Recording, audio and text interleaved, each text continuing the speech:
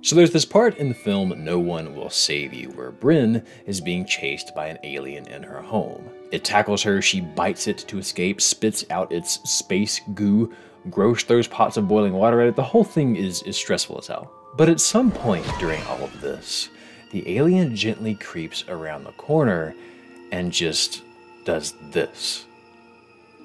And it stays that way as Bryn confusedly backs away. Now the film, like most alien horror flicks, has plenty of disturbing and cosmically unsettling parts, but this quiet pose, this pause in the action that you could almost read as an attempt at communication, for some reason is the moment that bothered me the most. What is it doing? Why isn't it attacking anymore? And furthermore, is that a hint of sorrow, I feel? Sympathy for this intruder? Because it's one form of horror to be attacked by a monster, but it's another form entirely to realize that you are the monster.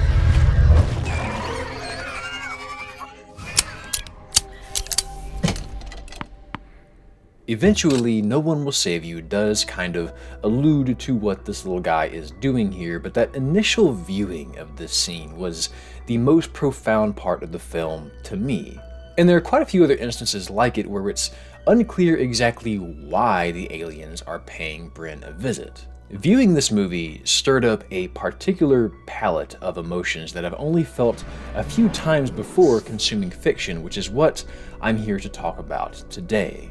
This language barrier trope is a tool that can be used to create some of the most haunting moments you can imagine, as well as some of the most magnificent. So if you'll indulge me and let me knock out this sponsor read real quick, we'll dive right in. I don't like the cold. It's bitter, it makes my fingers and ears hurt, so naturally when I leave the house, I don't go out in just my boxers. That would be absurd. But if you've been surfing the web without a VPN, that's essentially what you're doing. With Atlas VPN, the absolute best VPN deal on the market, you can cloak yourself online with a coat to keep all of that cold out, or in this metaphor, ads, malware, trackers, malicious links. Atlas protects you from all of these things on all of your devices with a single subscription, and it has that magical ability to unlock the full library of your favorite streaming services. If a show is only available in Japan, well, guess where you can be with the click of a button, my friend. This also really helps if you're into sports like me and you can't watch an out-of-market game. Just put yourself in the right market and boom, there's Josh Allen. And when I say it's the best deal on the market, I mean it. Right now you can get the big deal, Atlas VPN Premium, for only $1.70 per month with 6 months extra. That even includes a 30-day money-back guarantee, so why not give it a try? Just click the link in the description or use the QR code on screen. This is a limited time offer, so don't miss out. Once again, snag Atlas VPN for just $1.70 per month plus 6 months extra by using the link below before the big deal expires. Thanks again to Atlas VPN for the sponsor. Now back to the show. Do you remember that big fish in Wind Waker that spoke Hylian? That scene where you just had to kind of sit awkwardly while the King of Red Lions had a grown-up talk with him? It is a weirdly enchanting scene in some ways. You get the impression that you're stumbling upon a saga that spans so far back that there are dead languages involved. You try to piece together what is being said based on context clues from the portions of this conversation you can read.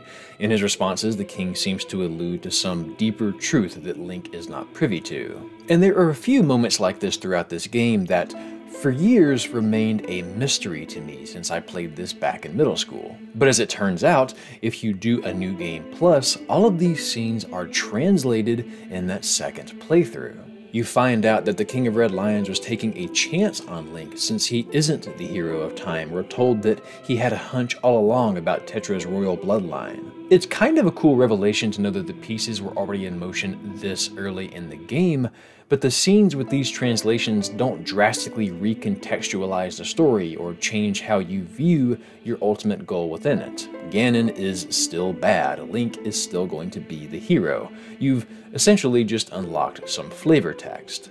But what if an enemy spoke Hylian? What if you had to fight it without fully understanding it? What do you think it would have to say, and do you think that would affect how you view that fight on a second playthrough? This is a scenario that Nier Replicant takes full advantage of.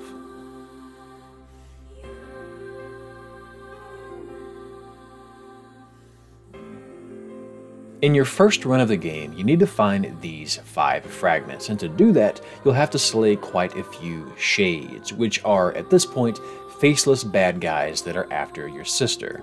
It's a bit odd that sometimes they drop non-video gamey items like an old school book, but on we go. You'll fight an armed statue guarding the first fragment, a robot partnering with a shade in this factory, bloodthirsty wolf shades, a colossal shade taking the form of a girl at the site of a shipwreck. And each encounter on the first playthrough is almost completely black and white. They're just obstacles in the way of saving your sister and nothing more. You slay the statue, scrap the robot, and bludgeon the girl.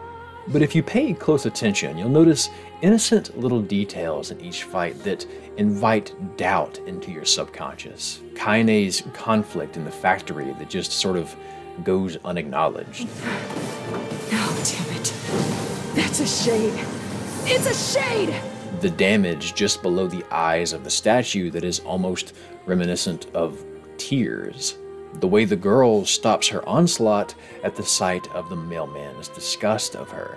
These little moments play the same role as the Hylian text in Wind Waker because they plant the idea that there is more to the story here. But by placing the uncertainty in the context of an enemy that we are tasked with killing, we find ourselves facing the same conflict Bren may have when the aliens seem to try and communicate with her. We're forced to ask ourselves if we are wrong for choosing to respond with aggression. We find ourselves in that language barrier-induced uncanny valley of seeking to understand versus seeking to survive. If seeing this alien take this pose was creepy to you when I first showed it earlier, that's probably because it oozes ambiguity. The chase scene is fairly obvious. If you're Bren, the message here is evident. She is being attacked. But at this moment, the message is far from clear. What does this behavior mean? A 2016 article on the nature of creepiness tested people's responses to odd behavior from a stranger. Things like the stranger having pale skin, dressing oddly, licking their lips, having a peculiar smile, or laughing at unpredictable times. The researchers' conclusion from the results of this study was that the perception of creepiness is a response to the ambiguity of threat. All of these are features that are hard to get a read on. Our minds don't know what to do with them. Because while this is clearly a threat and you should be running away, there is no protocol for a stranger doing this. And it calls to question every previous action. What if this thing is chasing her because it's trying to protect her from a larger threat? What if there is a disagreement among the aliens on what to do with her, and this one is trying to get to her before its asshole friends do? What if this is its attempt at calling a truce? There's no way it would know what a white flag meant after all. What is the proper response here? If it were you, would you do the pose back? Would that be rude? A gesture as simple as pointing at someone is offensive in some cultures. On this planet, we can't even begin to understand what its cultural norms are or what its body language means, let alone its spoken one, which is what makes this scenario so unnerving, especially if it's just trying to help. And this whole idea of the big scary thing just being misunderstood when it's actually benevolent is an idea we've seen before, right? In Home Alone, the creepy old bird lady and the snow shovel guy are actually just scary to Kevin because he's a kid and hasn't had many interactions with adults outside of his family. In reality, they're both largely sweet and kind once he tries talking to them. The Iron Giant is seen as a massive threat to the military, but Hogarth takes the time to befriend the giant and both discovers that it is gentle and teaches it that it can be more than just a gun. Guns kill, and you don't have to be a gun. The Pokedex entry for Absol in Ruby and Sapphire says that when it appears before people, a natural disaster always follows. Because of this, it's known as the Disaster Pokemon. But later in the Diamond and Pearl entry, it's clarified that Absol simply senses these things and appears before people to warn them of the impending danger. Hell, even in Scooby-Doo on Zombie Island, the gang are initially frightened by the zombies. But of course, it turns out the zombies were actually trying to warn them all along about the real threat, the werecats. Shaggy! The zombies are the good guys! That movie also had this song in it. And it's terror time again.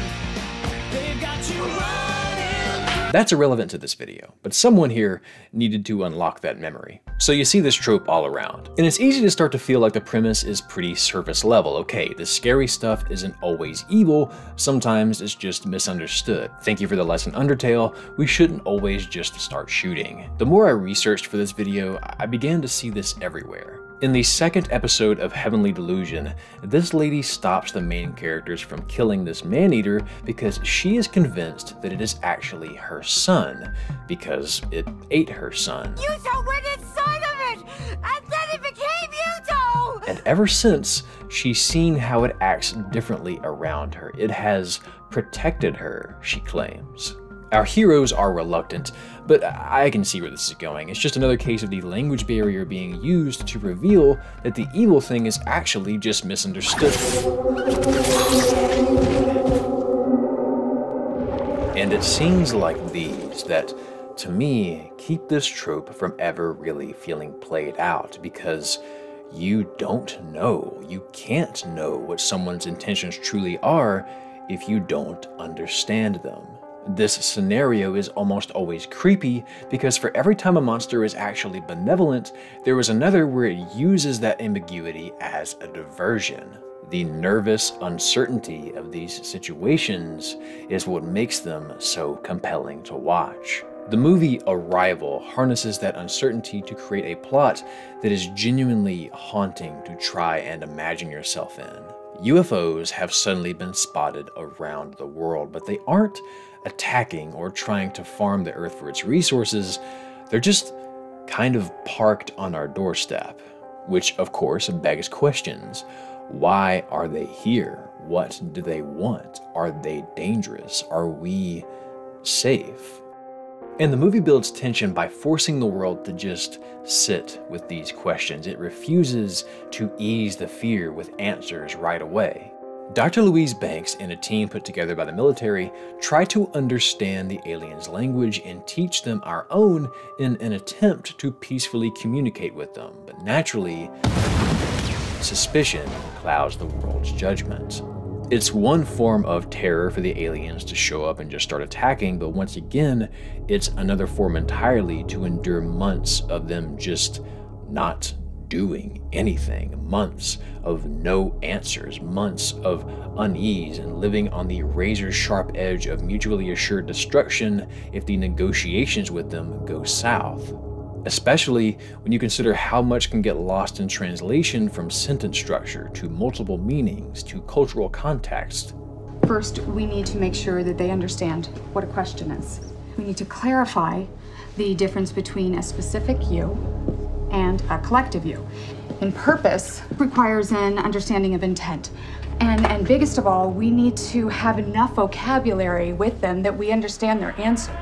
One misinterpreted or misused word from either party in this conversation could result in a hasty, terrified, better safe than sorry pulling of the trigger. I won't spoil it, but there is a scene late in this movie where one party uses a word that, let's just say, carries multiple meanings and causes all hell to break loose.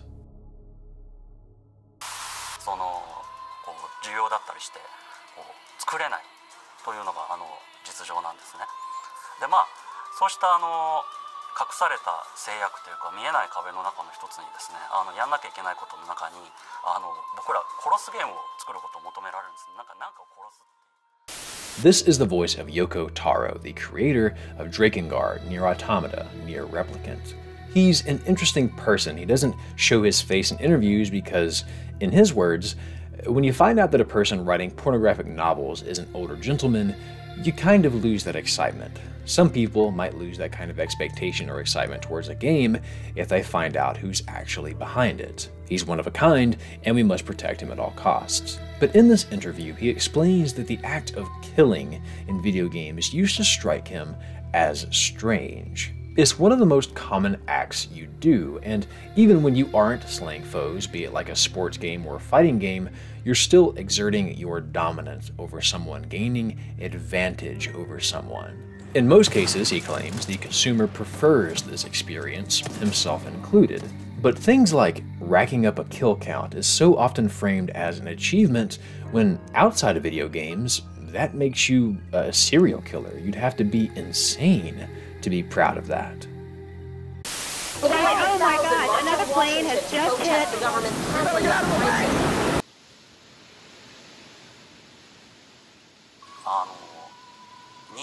ニアってゲームを作ったんですけれど、その頃には911とかイラク戦争とか経て、どんどん世の中がテロとかの情報がいっぱい日本にも入ってきて、でその時にちょっと考えが変わりまして、人間は自分が正しいと思ってれば狂ってなくても人を殺せるっていうことをちょっとなんか世の中から感じたんですね。And that's exactly what the first playthrough of Nier leads you to believe, that you are right for all of the killing it takes to save your sister. When you pull the curtain back on your second playthrough of the game, however, you can hear the echoes of Yoko's philosophy. You don't get interesting flavor text translated, you receive dialogue that completely recontextualizes the events of the game and your hand in them.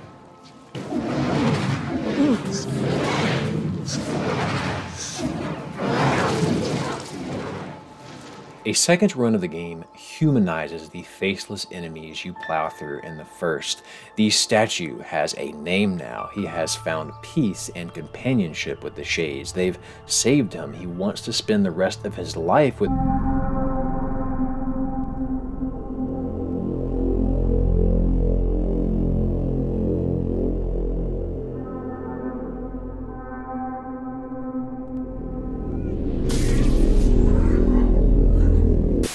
A young Shade named Khalil is left alone after his mother sacrifices herself to save him. Heartbroken, he finds solace in the company of a robot that has also lost its creator. Khalil is thrilled. He calls him BB, and the two of them spend all of their days together.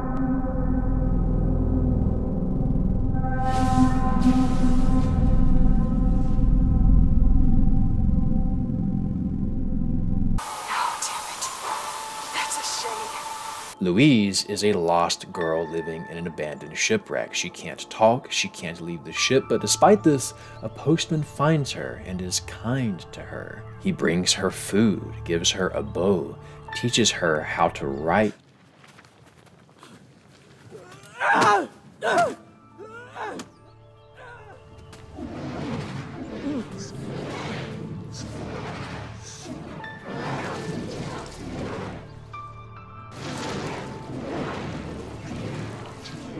Nier Replicant's subsequent playthroughs use translations to go beyond a simple, oh, that's cool, and instead completely verify and expound upon every sneaking suspicion we have about our time killing these Shades.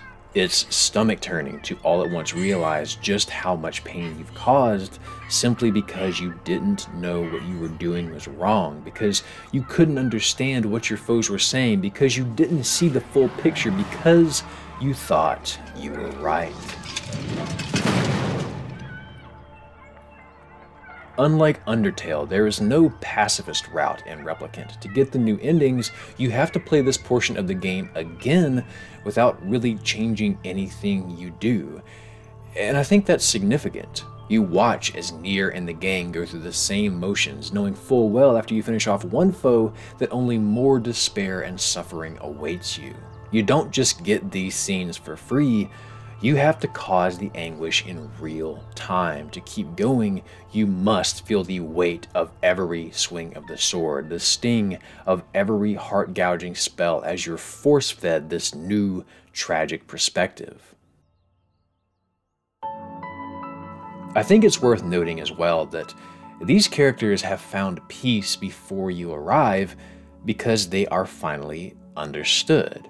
Someone has come along that has chosen to see them as a friend instead of a threat. Khalil has only ever known the outside world to be malicious, but through Bibi, he has found someone to relate to, someone who actively seeks to know him. Because she is a shade, Louise cannot leave the ship and enter the sunlight, nor can she speak, but despite this, the postman still treats her like a normal girl and even tries to teach her how to write and sing.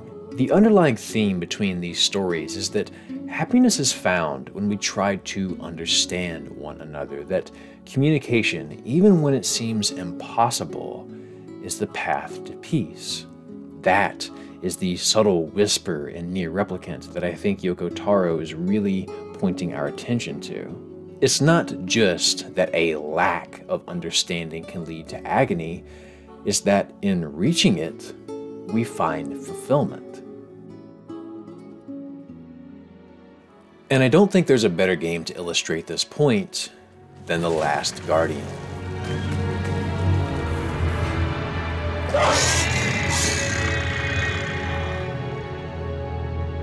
The Last Guardian is one of those games where the goal is not to kill. It's not even to gain advantage over someone. The point is, from the very beginning, to seek to understand another living being, in this case, Trico. The first thing he does when you wake up at the beginning is snarl at you, which is pretty unambiguous by the way, but you have no weapon. There is no attack button. What you do have, however, is the ability to pull out the spear stuck in his leg, the wisdom and size and strength to hunt down food for him. After all, you're stuck down here, but so is he. Maybe with a little bit of cooperation, you can make it out together.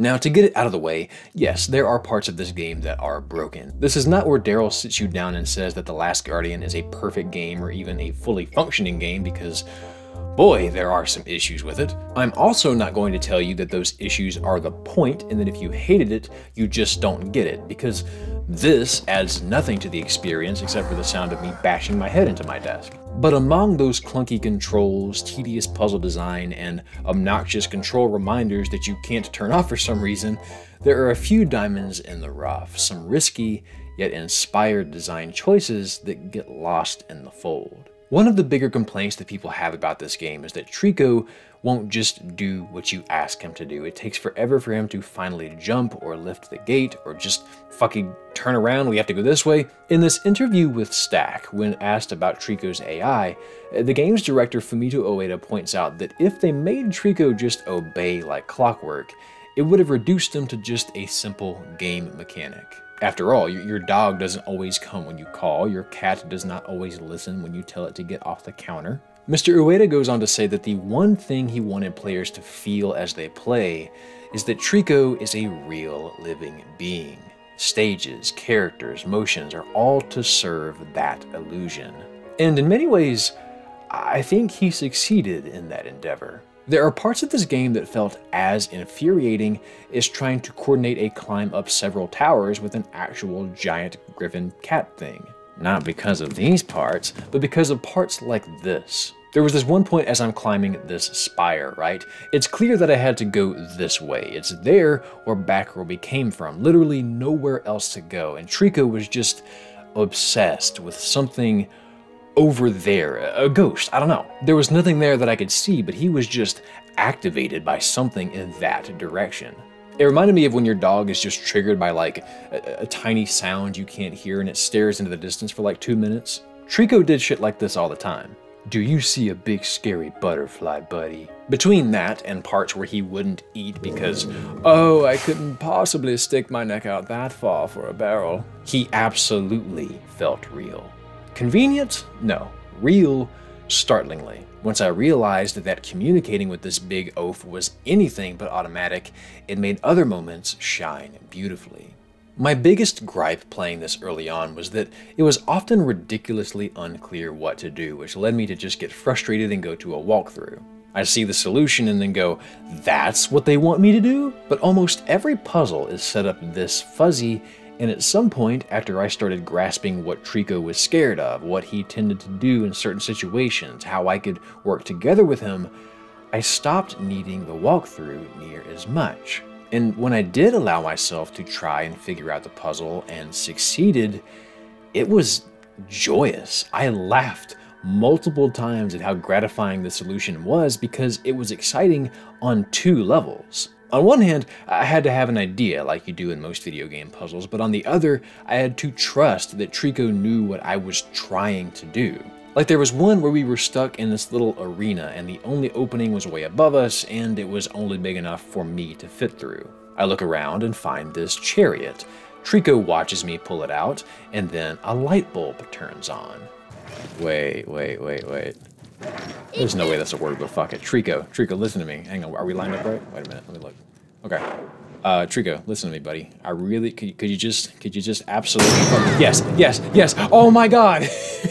What the fuck, it worked!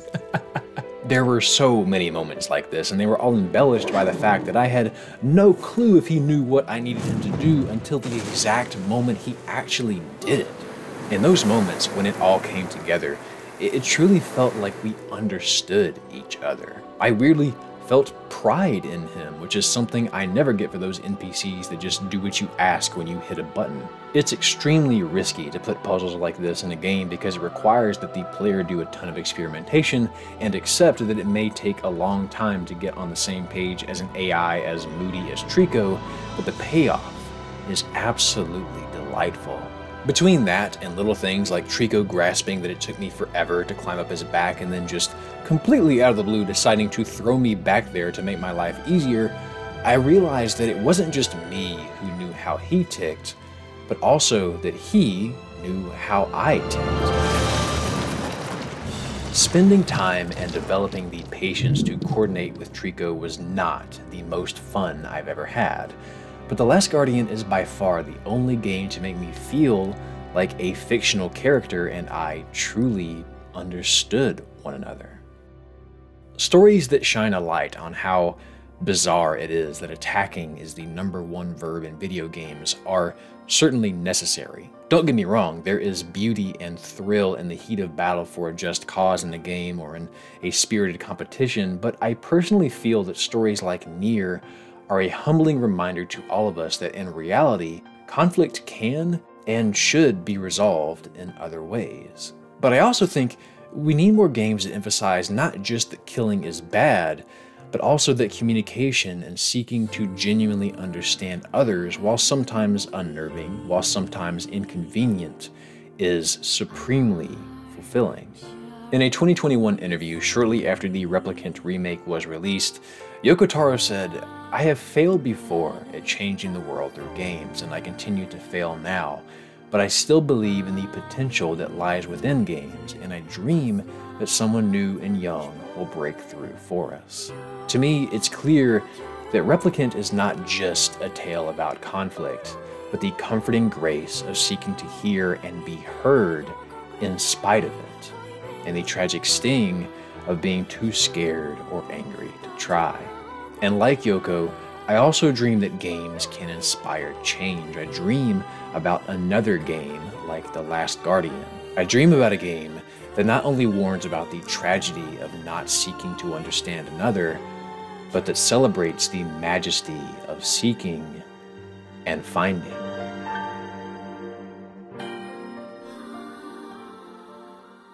Hey you, thanks so much for watching. If you like what you see here and want to support the show, feel free to subscribe, leave a like, share, comment. I'm sure you've used YouTube before. And if you really like what you see here, for $1 a month, you can get access to bonus content, bloopers, weekly updates, behind-the-scenes streams, creative input, and more over on my Patreon page. A special thanks to this month's featured patrons: Helia Artisan, Joan Gallo, Cecilia Preciado, Sarah Trainer, Kairolo Leas, Kevin Bischoff, Vladimir Georgiev, and Larisu. Thanks again for watching, everyone. Happy New Year, take care, and please have yourself a damn good one. Shaggy! The zombies are the good guys! Like, are you out of your mind?